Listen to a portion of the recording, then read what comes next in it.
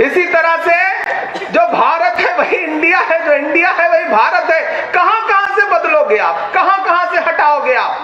रेलगाड़ी से पानी टपक रहा है, सड़कें धंस रही हैं, पुल टूट रहे हैं, सोना पीतल में बदल रहा है।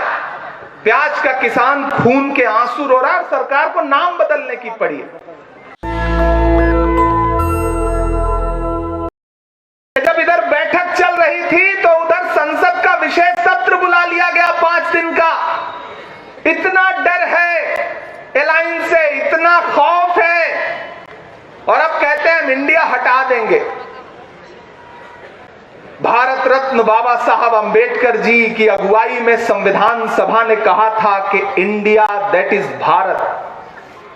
जो इंडिया है वही भारत है, जो भारत है वही इंडिया है।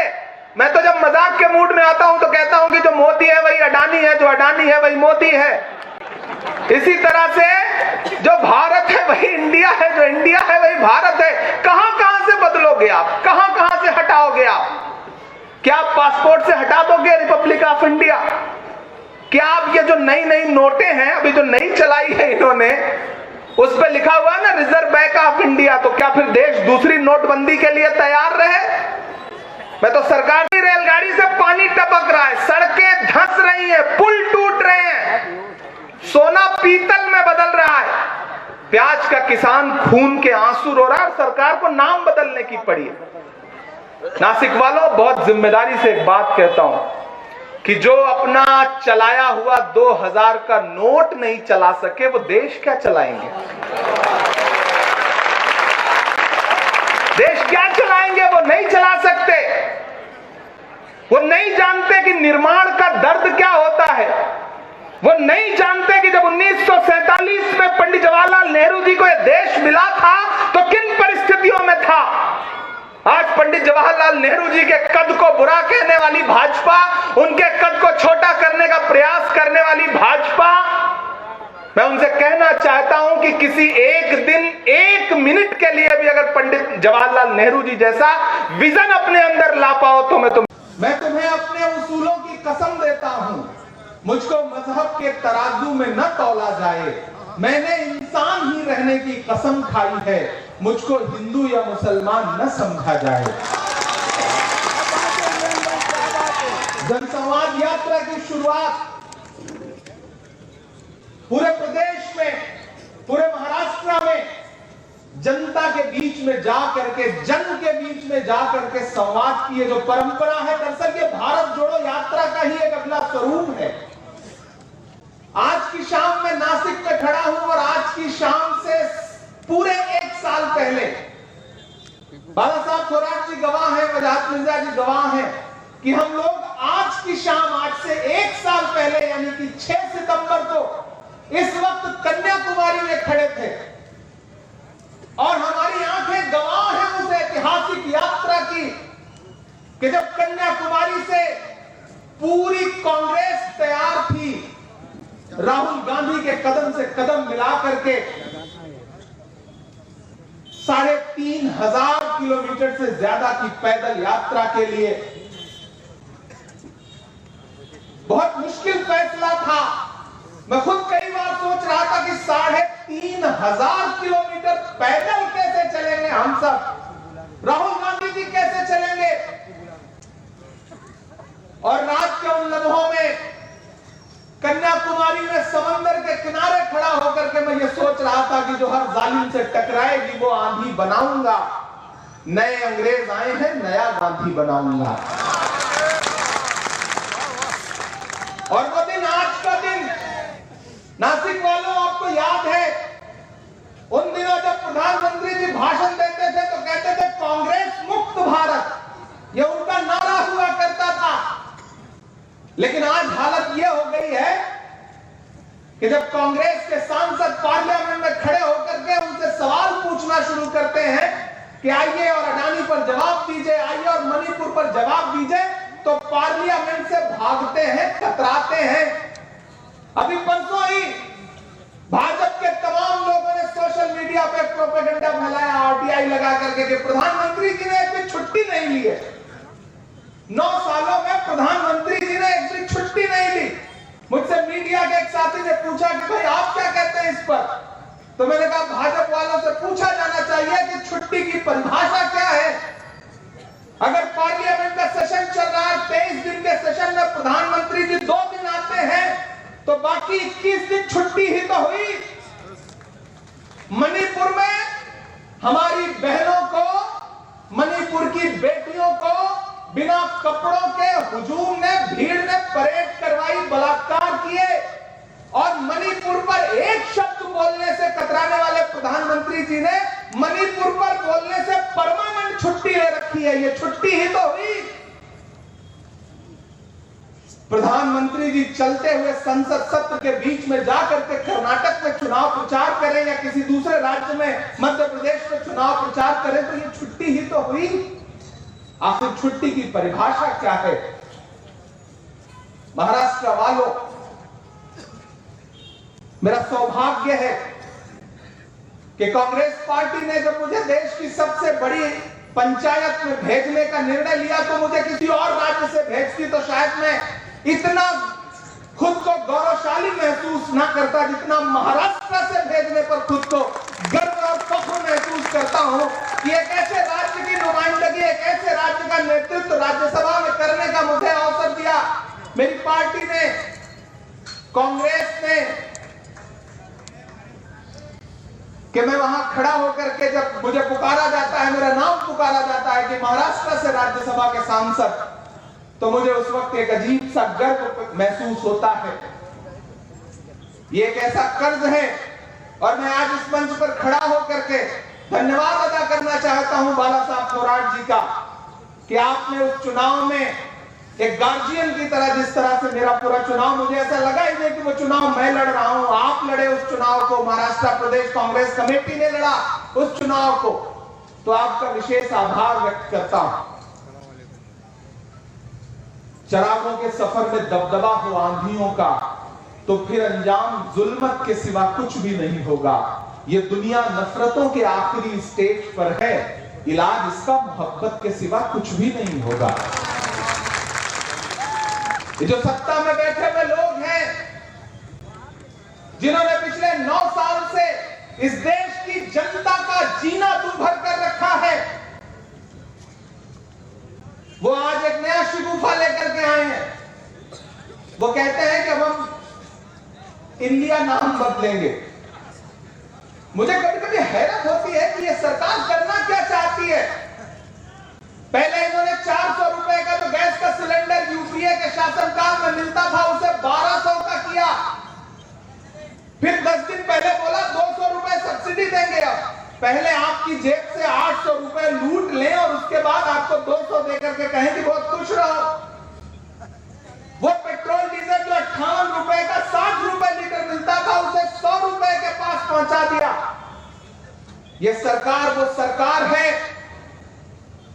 कि जो अपने आइडियोलॉजी की, अपनी पसंद की फिल्मों पर टैक्स माफ करती है और कफन पर जीएसटी लगाती है। ये सरकार वो सरकार है। ये सरकार झूठों की सरकार है, वो चाहे महाराष्ट्र हो चाहे दिल्ली हो।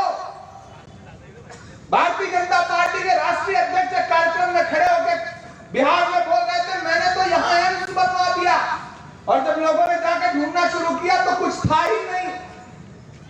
इसी तरह से आपके सूबे की भी स्थिति है। महाविकास आघाड़ी की सरकार इतना शानदार चल रही थी, कोविड में एक एक नेता ने, चाहे वो कांग्रेस का नेता हो, चाहे वो शिवसेना का हो, चाहे एनसीपी का हो, सबने जान झोंक करके पूरे महाराष्ट्र की जनता की सेवा की। और जब उस कोविड से उबरने की कोशिश कर रही थी ये सरकार, तो भाजपा जो है लोकतंत्र को लूटने की कोशिश कर रही थी, और सरकार को तोड़ करके, सरकार को लूट करके, लोकतंत्र को लूट करके अपनी सरकार बना ली। लेकिन मैं महाराष्ट्र को सलाम करूंगा। अभी जितने सर्वे आ रहे हैं, जितने भी इंटरनल सर्वे हो, बाहर के सर्वे हो, मीडिया के सर्वे हो, ये बता रहे हैं कि आने वाले दिनों में जब लोकसभा का चुनाव होगा तो भाजपा का सूपड़ा साफ हो जाएगा महाराष्ट्र से। इसीलिए परेशान है। अब इंडिया अलायंस की बैठक हुई तो वह इतनी सफल रही कि जब इधर बैठक चल रही थी तो उधर संसद का विशेष सत्र बुला लिया गया 5 दिन का। इतना डर है अलायंस से, इतना खौफ है, और अब कहते हैं हम इंडिया हटा देंगे। भारत रत्न बाबा साहब अंबेडकर जी की अगुवाई में संविधान सभा ने कहा था कि इंडिया दैट इज भारत। जो इंडिया है वही भारत है, जो भारत है वही इंडिया है। मैं तो जब मजाक के मूड में आता हूं तो कहता हूं कि जो मोदी है वही अडानी है, जो अडानी है वही मोदी है। इसी तरह से जो भारत है वही इंडिया है, जो इंडिया है वही भारत है। कहां कहां से बदलोगे आप, कहां कहां से हटाओगे आप? क्या आप पासपोर्ट से हटा दोगे रिपब्लिक ऑफ इंडिया? क्या आपके जो नई नई नोटें हैं, अभी जो नई चलाई है इन्होंने, उस पर लिखा हुआ है ना रिजर्व बैंक ऑफ इंडिया, तो क्या फिर देश दूसरी नोटबंदी के लिए तैयार है? मैं तो सरकार से सवाल पूछना चाहता हूं, अगर आपको इंडिया शब्द से इतनी नफरत हो गई है अलायंस की वजह से, तो क्या आप दूसरी नोटबंदी करने जा रहे हैं क्योंकि आपको नोट से इंडिया शब्द हटाना है? मेरा सवाल है ये, आधार कार्ड पर भी तो लिखा हुआ है, एम्स में भी तो इंडिया है, इसरो में भी इंडिया है, आईआईटी में भी इंडिया है, आईआईएम में भी इंडिया है। कहां कहां से हटाओगे इंडिया? इंडिया भारत है, भारत इंडिया है। क्यों अलग करना चाहते हो? क्यों बंटवारे की राजनीति करना चाहते हो? कोई खुशबू न कोई फूल न कोई रौनक, उस पर कांटों की जहालत नहीं देखी जाती। हमने खोली थी इसी बाग में अपनी आंखें, हमसे इस बाग की हालत नहीं देखी जाती। यहां मेरी माएं बहनें बैठी हैं, सबसे ज्यादा तो इस सरकार की मार आपने झेली है। आप जब सुबह चाय बनाने के लिए गैस सिलेंडर का स्विच ऑन करती हैं तो मुझे पता है कि उस वक्त आपको लगता है कि बचा बचा के जलाओ, वरना अगला सिलेंडर खरीदने के पैसे जुटे या ना जुटे। आप जब घर में सब्जी बनाने के लिए कढ़ाई में तेल डालती हैं तो उसके साथ आंसू भी गिरते हैं, क्योंकि 70 रुपए का जो तेल था वो 200 रुपए का कर दिया।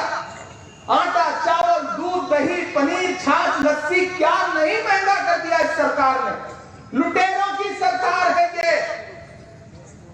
वो प्रधानमंत्री जो कहते थे राहुल गांधी को कि राहुल गांधी तो शहजादे हैं, मैं तो प्रधानमंत्री जी से कहना चाहता हूं कि जिसे आप शहजादा कहते थे, राजकुंवर कहते थे, उसी शहजादे ने कन्याकुमारी से कश्मीर तक 3500 किलोमीटर सड़कों की धूल फांक करके हिंदुस्तान की जनता से मिलकर उनके दर्द को समझा और उनको सीने से लगाया। आपने क्या किया? आपने 10 लाख रुपए का सूट पहना और 8000 करोड़ के हवाई जहाज में बैठ करके दुनिया के चक्कर लगाए, अलग अलग देशों में जा करके अपने नाम के नारे लगवाए। आपने ये किया प्रधानमंत्री जी।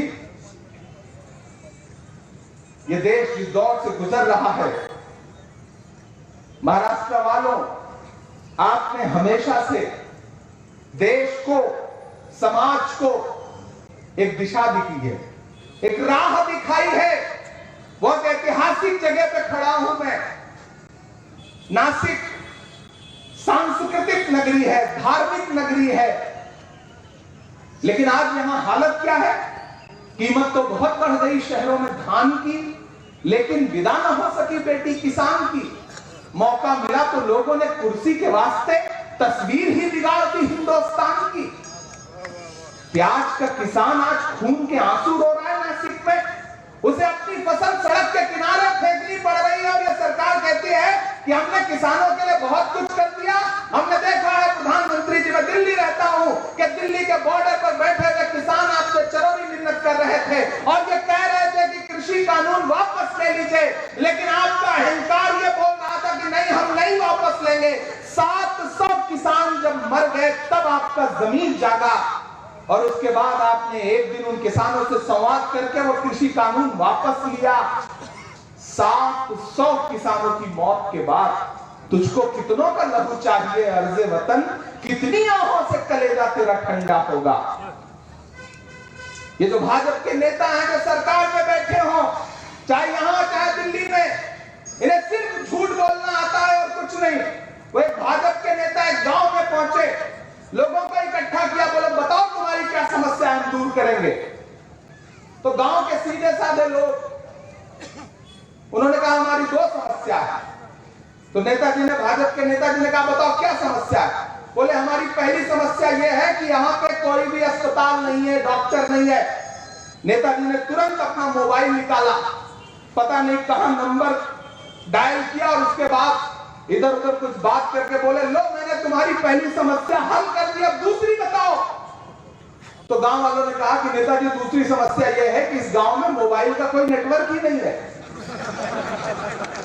इस तरह से ये सरकार चल रही है, इस तरह से काम कर रही है ये सरकार।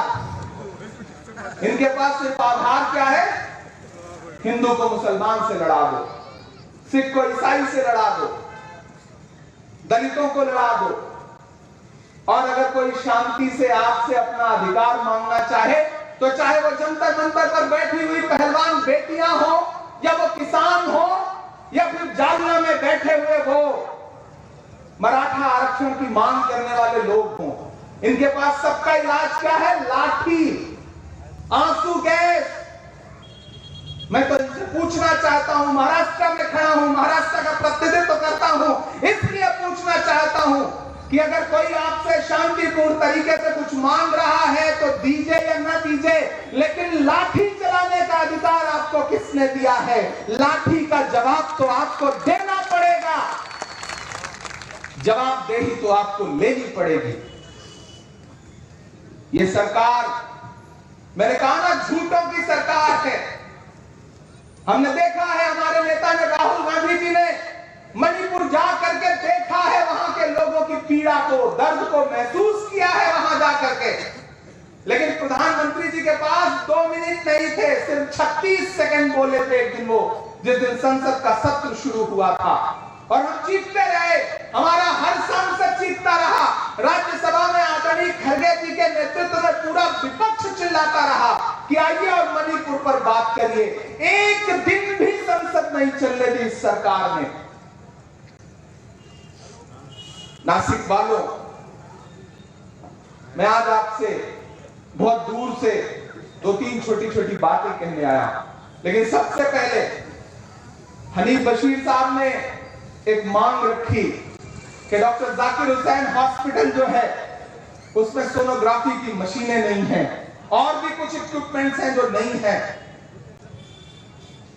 मैं आपका हूं, मेरे पास जो कुछ है वो आपका है, मेरे पास जो फंड है वो आपका है, जो बजट है वो आपका है।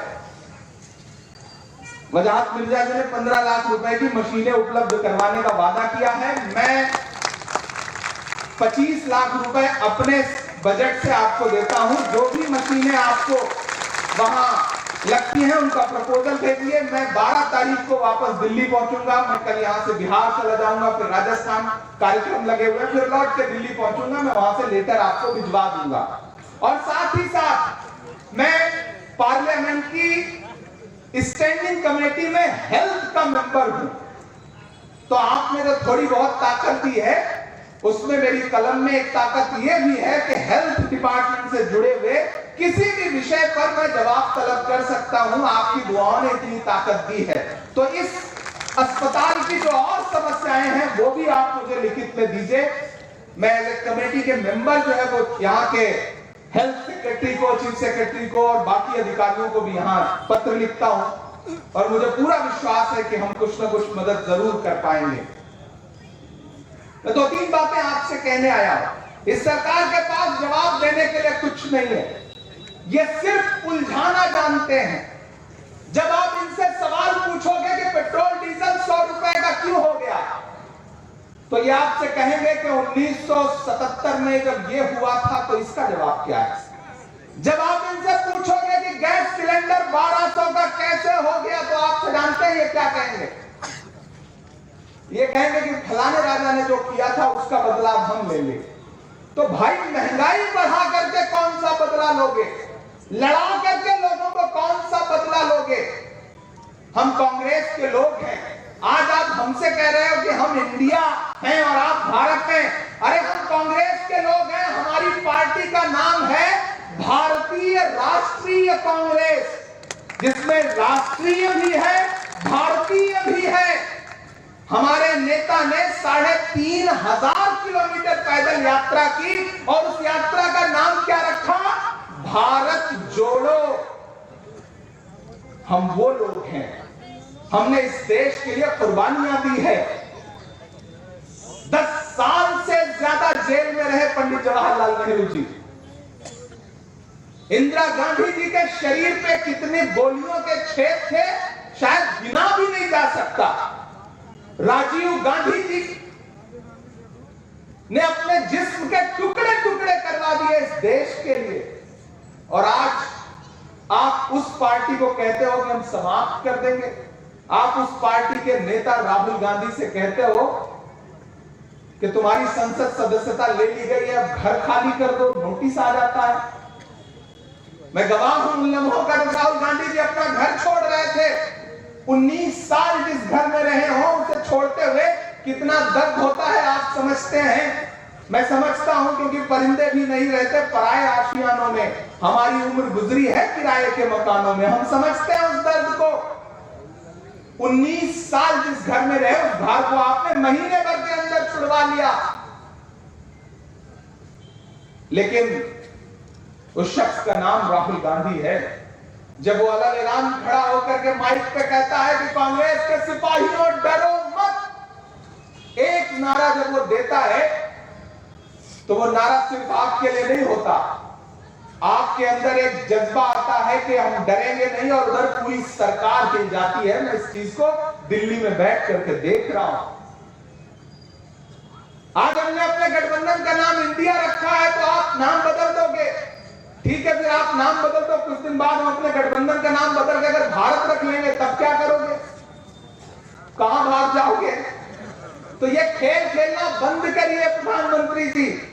इस देश की जनता के लिए कुछ विकास करिए, क्योंकि इस जनता ने आपको प्रचंड बहुमत दिया है, और बहुमत का सम्मान करना आपकी जिम्मेदारी बनती है। नासिक वालों, आपको वो नारा याद है कि मैं चौकीदार हूं, मुझे खजाने की चाबी सौंप दो, मैं देश नहीं लूटने दूंगा। आज स्थिति क्या है? मैं सांसद भी हूं, शायर भी हूं। मैं जब खड़ा हो रहा था तो मुझसे कुछ साथियों ने कहा कि वो एक डज़न भी सुना दीजिएगा, तो मैं चाहता हूं कि मैं सुना दूं, नहीं आप बाद में कहेंगे कि सिर्फ भाषण सुना के चले गए। कहां सोया है चौकीदार, कहां सोया है चौकीदार।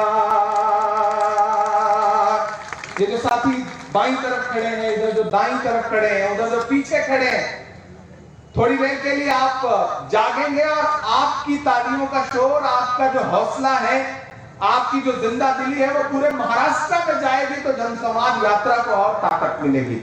कि कहां सोया है चौकीदार, कहां सोया है चौकीदार, कहां सोया है चौकीदार, कहां सोया है चौकीदार। डीजल और पेट्रोल की कीमत रही सैकड़ा मार, कहां सोया है चौकीदार, कहां सोया है चौकीदार। पूरे देश में आज तक ऐसा कोई व्यक्ति नहीं मिला जिसने प्रधानमंत्री जी के साथ पढ़ाई की हो। अभी बाला साहब तोराटी से पूछा जाए कि आपके क्लासमेट कौन थे, तो 2-4 निकल आएंगे। लेकिन मोदी जी ने पॉलिटिकल एंटायर साइंस में पोस्ट ग्रेजुएशन कर लिया, आज तक एक भी बंदा नहीं मिला जिसने उनके साथ पढ़ाई की हो। अच्छा, ये भी सच है कि आज तक एक भी बंदा नहीं मिला जिसने उनके हाथ की बेची हुई चाय पी हो। नहीं मिला कोई, लिटरली नहीं मिला। तब एक शायर जो है वो अपने लहजे में बात करने की कोशिश करता है कि कहां सोया है चौकीदार, कहां सोया है चौकीदार। चाय बेचने वाला पूरा भारत बेच रहा है। इतने कमजोर तरीके से सुनेंगे तो काम नहीं चलेगा, पहुंचाइए उनके कानों तक।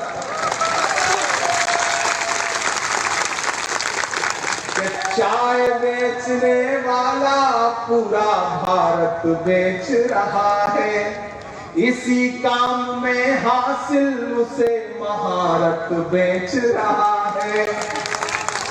कि रेल बिक गई, तेल बिक गया बिका हवाई अड्डा, रेल बिक गई तेल बिक गया बिका हवाई अड्डा, सब कुछ बिकता देख के खुश है अपने जेपी नड्डा।